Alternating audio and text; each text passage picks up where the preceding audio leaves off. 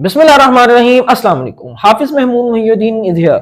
दोस्तों, आज हम अपने आइल्स की जो सीरीज हम चला रहे हैं उसकी 5वीं वीडियो है और आज की इस वीडियो में आइल्स की स्पीकिंग के बारे में बहुत ही अहम सवालात के बारे में हम तज़किरा करेंगे।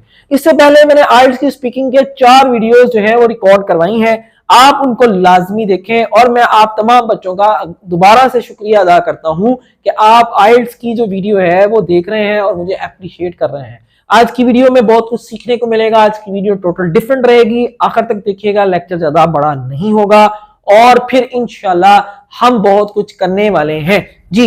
तो आज की वीडियो में ऐसे सवालात का तज़किरा करेंगे। देखिए, आइल्स में जो एग्जामिनर है जब आपसे सवालात करता है तो मैंने पिछली वीडियोस में डू और डज को बहुत ही तफसील से आपको बयान किया, यानी उसकी बेस को आप कह सकते हैं। आज की जो वीडियो है ये टोटल डिफरेंट है। आज की वीडियो में तज़किरा रहेगा आपके पास्ट इवेंट के बारे में कि यानी आपने क्या किया पिछले साल, या आपका जो सबसे लास्ट इवेंट था वो कौन सा था, या आप कोई ऐसी जगह बताएं जिसको आपने लास्ट टाइम विजिट किया, किसी का घर बताएं जिसको आपने लास्ट टाइम विजिट किया, या किसी एंटरटेनिंग जगह को बताएं जिसको आपने लास्ट टाइम विजिट किया, या फिर कोई जू बताएं, या कोई ऐसी जगह बताएं जिसको आपने कुछ दिनों पहले विजिट किया हो। यह सवाल लाजमी पूछेगा। गोया कि ये सवाल जो है वो आपके सेकंड और थर्ड पार्ट का हिस्सा रहेगा। सो इसको आपने बहुत ही जबरदस्त तरीके से करने की कोशिश करनी है। इस तरह के सवालात जो होते हैं वो माजी के बारे में होते हैं। जैसे मिसाल के तौर पे वो आपसे पूछ सकते हैं कि what did you eat last night. आपने लास्ट नाइट यानी आखिरी रात, जो आपकी पिछली रात थी, उस पे आपने क्या खाया। ठीक है, what did you eat last night, आपने पिछली रात को क्या खाया। अब इसको ये ना समझिएगा कि आपने पिछली रात या आप क्या खाते हैं, है नहीं है, क्या खाया, क्या किया, क्या कहां गए। मैं ऐसा क्यों कह रहा हूं कि एक चीज की वजह से।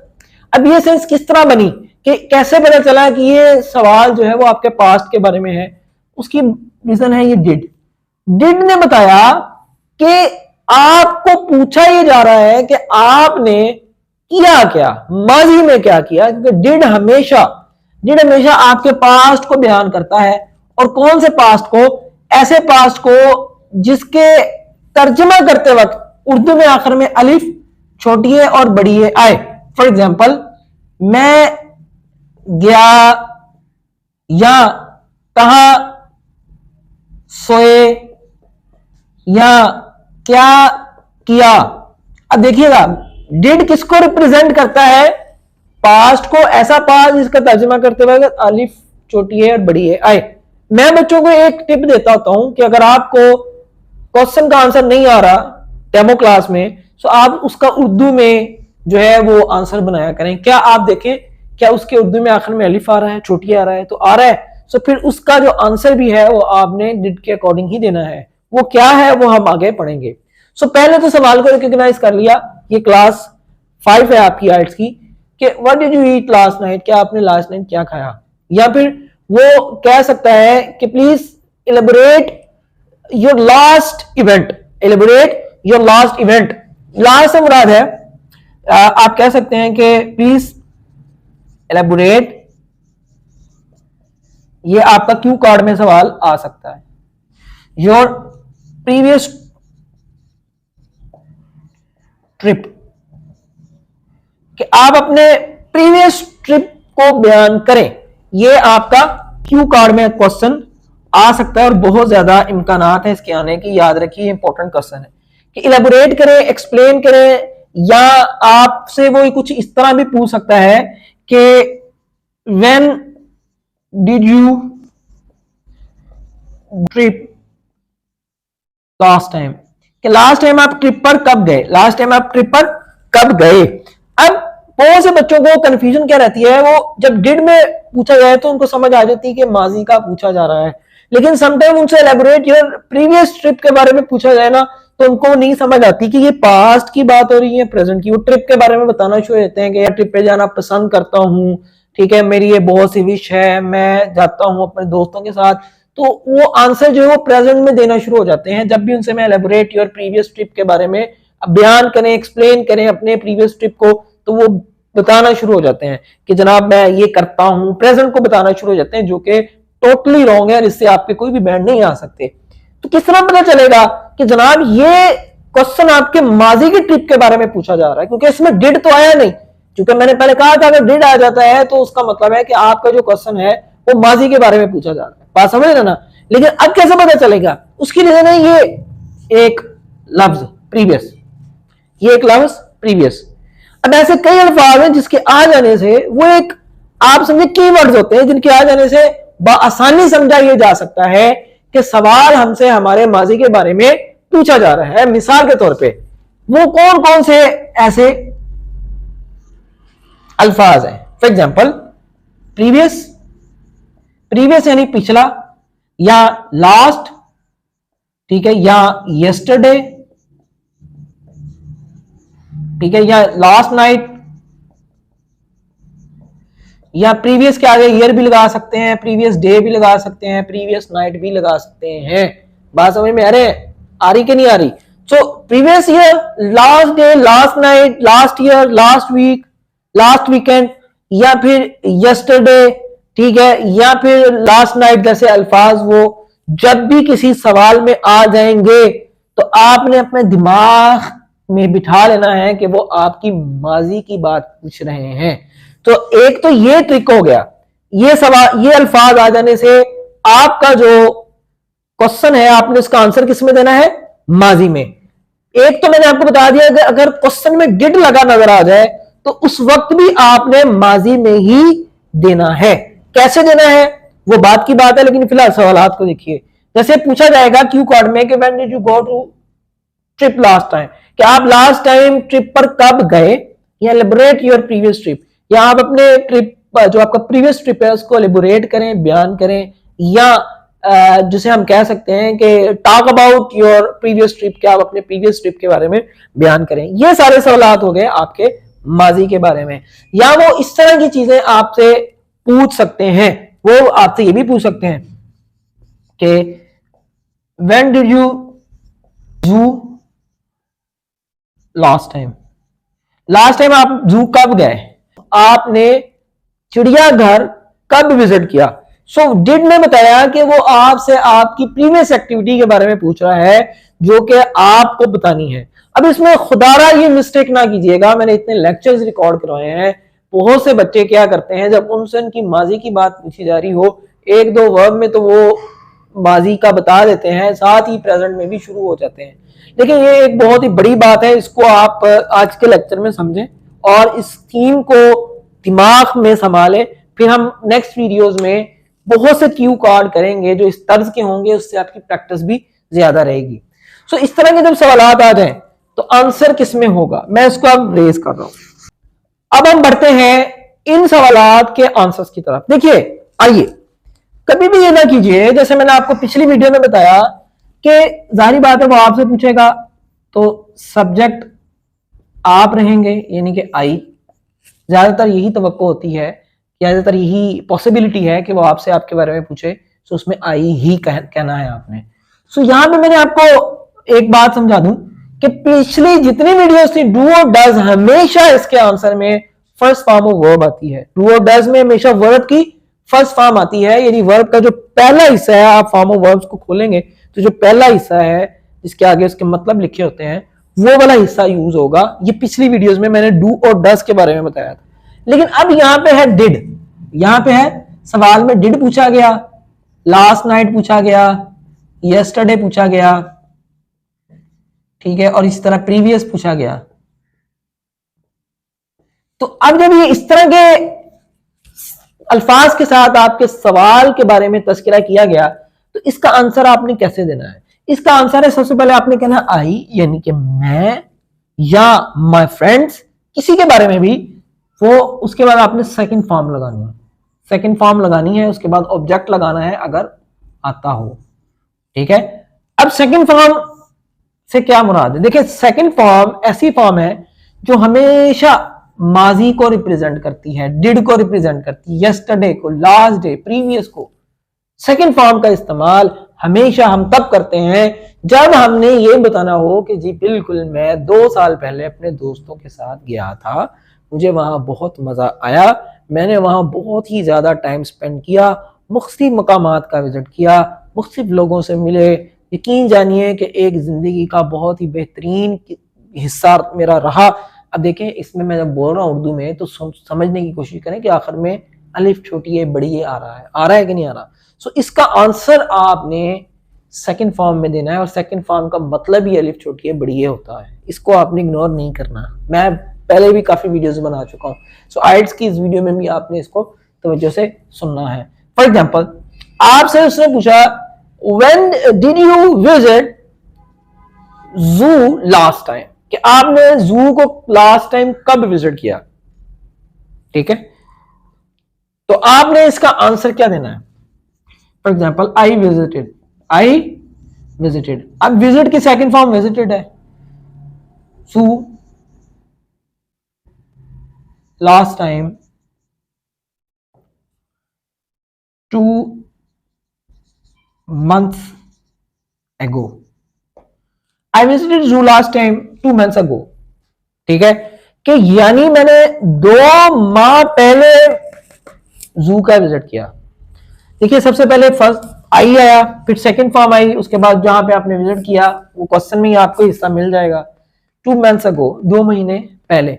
अब कुछ लोग होंगे, कुछ बच्चे जिनको एगो का मतलब नहीं आता होगा, एगो क्यों लिखा, इसका मतलब मैं आपको अच्छे से समझाऊंगा, साथ लेक्चर के आपने जुड़े रहना है। अब बहुत से बच्चे ऐसे हैं जब आपसे वो पूछ सकता है कि what did you do last day, what did you do last day, यानी कल आपने जो दिन गुजरा है तब क्या किया। अब इसमें क्या करना है, कुछ भी नहीं करना, सिर्फ और सिर्फ फर्स्ट फॉर्म ऑफ वर्ब को रिप्लेस कर देना है सेकंड फॉर्म ऑफ वर्ब के साथ। फर्स्ट फॉर्म ऑफ वर्ब को रिप्लेस कर देना है किसके साथ, सेकंड फॉर्म ऑफ वर्ब के साथ। फॉर एग्जाम्पल मिसाल के तौर पे आई गेट अप, मैं लिखता हूं I get up early in the morning, सुनिएगा early in the morning. Spelling वगैरह आप देख लीजिएगा, मैं जरा जल्द से जल्द लिखता हूं ताकि वीडियो का टाइम ज्यादा ना रहे। आई get up early in the morning, इसका मतलब क्या है कि मैं सुबह उठा। बहुत से बच्चे ऐसे कह रहे होते हैं नहीं इसका मतलब कि मैं सुबह उठता हूं, यानी रूटीन है। लेकिन इसको मैं अगर बनाना ही चाहता हूं कि मैं सुबह उठा, कल सुबह उठा, सो मैं इस गेट को चेंज कर दूंगा सेकंड फॉर्म से और मैं लिखूंगा I got up early in the morning, कि मैं सुबह सवेरे उठा लास्ट डे, या लास्ट आप कह सकते हो कि वीकेंड, या जो भी वो आपसे पूछे। सो गेट को गॉट से चेंज कर दिया, मतलब ता है से चेंज होकर क्या हो गया, उठा। ता है से चेंज होकर क्या हो गया, उठा। सिर्फ एक फर्स्ट फॉर्म को सेकंड फॉर्म में शिफ्ट करने से इतना ज्यादा इसमें फर्क आया। बात समझ में आप अंडरस्टैंड कर रहे हैं। फिर सेकेंडली अगर मैं बात करूं, बहुत ही तवज्जो और बहुत ही आपसे कोशिश करूंगा कि आपको इसकी समझ आ सके। फिर मैंने क्या किया, फिर मैंने आई गो टू द वॉशरूम,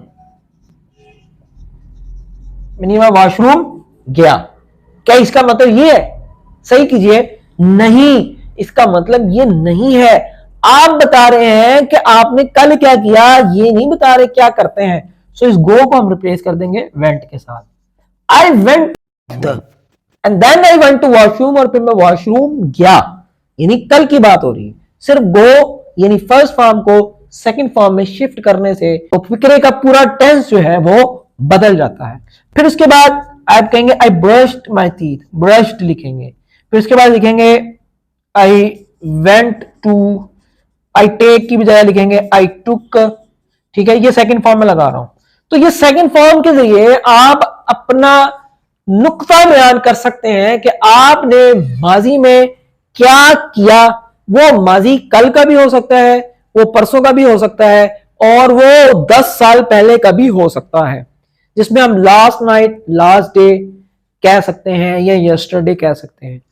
अब यहां तक तो बात क्लियर हो गई कि जनाब सेकंड फॉर्म बतानी है जब भी वो आपसे आपकी माजी की बात पूछ रहा है। इसमें वो आपसे फॉर एग्जांपल आपकी प्रीवियस क्वालिफिकेशन भी पूछ सकता है। आपकी जो प्रीवियस क्वालिफिकेशन है या आपका जो एकेडमिक करियर है उसके बारे में भी एक सवाल उठता है, बहुत इंपॉर्टेंट सवाल है, इसके बारे में तज़किरा करेंगे। और फिर मैं आपको जो है वो एगो का इस्तेमाल बताऊंगा, इससे आप काफी कुछ सीखेंगे। देखिए, अब मेरे पास फॉर एग्जांपल यहाँ पे सवाल है कि आपकी क्वालिफिकेशन क्या है प्रीवियस। सो उसमें आपने, सारी बात है, आपने कहना है I started second form, I started यानी मैंने शुरू किया। स्टार्ट फर्स्ट फॉर्म होती है, स्टार्ट फर्स्ट फॉर्म है, और सेकंड फॉर्म ईडी के साथ सेकंड फॉर्म बन जाता है। आई स्टार्ट मैं करता हूं, आई स्टार्टेड मैंने किया। आई स्टार्टेड माय प्री स्कूलिंग, ठीक है, यानी मैंने अपनी प्री स्कूलिंग, शुरुआती जो मेरा स्कूल था, शुरुआती तालीम थी, वो मैंने शुरू की फ्रॉम माय होम टाउन से। फिर आई ज्वाइंड, मैं एग्जांपल दे देता हूं, I started my pre schooling from my home town, then I went to Misali public school for my matriculation. I completed my matriculation from Misali Public High School, and then I joined Government Postgraduate College for my intermediate. And Alhamdulillah, I passed my intermediate in 2012. After that, I took admission in University of Sahiwal for my bachelor degree. कुछ इस तरह ही आप इस तरह की बातें बता सकते हैं, इससे बहुत ही ज्यादा आपके लिए आसानी रहेगी। सेकंड फॉर्म ऑफ वर्ब लेकिन लगाना मत भूलिएगा, और सेकंड फॉर्म ऑफ वर्ब को याद कीजिए। अब एगो का मतलब मैं बताता हूँ, एगो का मतलब क्या होता है। का मतलब आपको मैं समझाऊंगा कि बहुत से बच्चे ऐसे होते हैं जिनके एगो का जो है वो इस्तेमाल सही से नहीं आता। एगो का इस्तेमाल बहुत ही मुख्तसर बताऊंगा मैं आपको। देखिए, आपसे वो पूछता है कि कितने महीने पहले आप वहां गए। सो आप कह सकते हो कि आई वेंट देयर 2 months एगो, यानी 2 महीने पहले। अब सेम सेकेंड फॉर्म के साथ हम एगो का इस्तेमाल तब करते हैं जब हमने टाइम पीरियड बताना हो कि 10 मिनट पहले, 10 सेकंड पहले, थोड़ी देर पहले, या 1000 साल पहले। सो वो पीरियड लगा के सिंपल इज दैट एगो एंड पे लगा देते हैं। फॉर एग्जाम्पल, आप कह सकते हो कि sir when did you deliver your last lecture, कि सर आपने अपना लेक्चर कब डिलीवर किया, कब दिया बच्चों को। अब डिड आ गया तो मैं तो इसका आंसर कभी भी फर्स्ट फॉर्म में नहीं दूंगा। सो मैं कहूंगा आई डिलीवर्ड, ईडी के साथ, आई delivered my last lecture 2 days ago, 2 days ago, यानी वो टाइम पीरियड लिख के 10 days ago भी कह सकता हूं, एगो एंड पे आ जाएगा, चीजें आपके सामने मौजूद होंगी। सो आज का मेरा जो लेक्चर था इंतहाई मुख्तसर था, और आपको मैंने बताया कि किस तरह आप क्यू कार्ड में और अपने प्रीवियस जो क्वेश्चंस हैं, जो आपके प्रीवियस इवेंट्स के बारे में पूछे, आपकी गुजरी हुई जिंदगी के बारे में, लम्हात के बारे में, आपके ऐसे लम्हात के बारे में जो कि कुछ ही दिन पहले, कुछ अरसा पहले, कुछ साल पहले गुजरे हैं। सो आप उनका इस्तेमाल या उनका जो आंसर है वो आप हमेशा सेकेंड फॉर्म में दीजिएगा, और उसको जो है वो सेम सिनेरियो के साथ, सेम पैटर्न के साथ सब्जेक्ट लगा के सेकंड फॉर्म ऑफ वर्ब, उसके बाद अगर टाइम पीरियड बताना हो तो वो लगा के फिर आखिर में एगो लगा दें। सो इससे क्या होगा कि आपकी एटलीस्ट ग्रामर तो ठीक होगी, यानी ग्रामर के जो आपकी मार्किंग होनी है वो आपको मिल जाएगी। मजीद वीडियो के लिए जुड़े रहें सर हाफिज महमूद महिउद्दीन के साथ। मेरी कोशिश हमेशा रहती है मैं आपको अच्छा सिखाऊं, सादा सिखाऊं, सिंपल सिखाऊं, ताकि आप इससे सीखें। और जब सीख लेंगे तो फिर जितनी मर्जी कहीं भी अकेडमी में चले जाएंगे, बेस बनी हो तो इंसान बहुत कुछ कर ही लेता है। मसला सिर्फ बेस का होता है, बच्चों की बेस नहीं होती, बच्चे धक्के खाते फिरते हैं और आइल्स हो नहीं पाता, अल्टीमेटली कुछ भी हाथे नहीं आता। मेरी इस वीडियो से आपको मैं ये नहीं कहूंगा कि आप बहुत ऊपर चले जाएंगे, मैं ये कहूंगा कि बेस इतनी अच्छी हो जाएगी कि जहां भी जाएंगे वहां पे आपको कोई चीज समझने की जरूरत नहीं पड़ेगी, सिर्फ प्रैक्टिस की जरूरत पड़ेगी। मुझे इजाजत दें, हाफिज महमूद महिउद्दीन को। काइंडली अगर वीडियो पसंद आए तो शेयर किया करें, सब्सक्राइब किया करें। मेरा नाम है हाफिज महमूद महिउद्दीन। मिलते हैं एक नई वीडियो के साथ। अल्लाह हाफिज।